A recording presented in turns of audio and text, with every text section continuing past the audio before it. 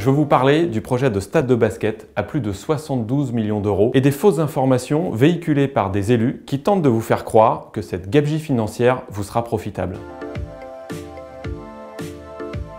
En 2019, la mairie de Boulogne n'a pas soutenu le sport boulonnais et a préféré s'offrir l'équipe professionnelle de basket de Levallois-Perret. Aujourd'hui, pour loger cette équipe, la mairie veut construire un stade de basket de 5000 places en plein cœur de Boulogne-Billancourt. C'est une vraie gabegie financière sur tous les plans, car au-delà des 72 millions d'euros pour la construction de ce stade de basket, nous avons et nous allons payer 2,5 millions d'euros d'argent public tous les ans pour cette équipe de basket qui ne partage rien avec notre ville, sinon la passion personnelle de son maire.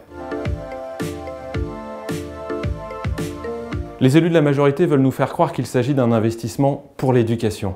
Ce projet de stade de 5000 places, c'est vouloir mettre nos enfants dans des gradins, alors que leur place est sur les terrains. L'éducation par le sport, c'est faire que tous les enfants de Boulogne-Billancourt puissent pratiquer un sport. Tous. Il y a des gymnases dans des états indignes. Il y a aussi chaque année des parents qui se lèvent à 3 h du matin pour essayer d'avoir une place dans un club pour leur enfant.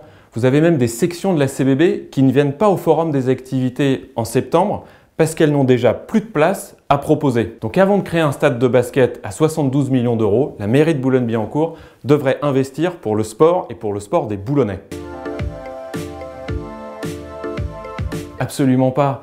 D'abord parce qu'il ne fait pas partie de la liste des lieux retenus par le comité d'organisation des Jeux de Paris 2024. Et ensuite parce que ce projet de stade ne respecte pas la philosophie de ces Jeux, qui s'appuie sur des infrastructures existantes et qui limite les nouvelles constructions. Roland-Garros, par exemple, va accueillir les épreuves olympiques de tennis et de boxe dans le cours Suzanne Lenglen qui va être transformé en palais omnisport grâce à son futur toit.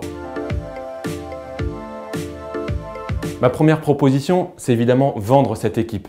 C'est un gouffre financier qui ne rapportera rien aux Boulonnais.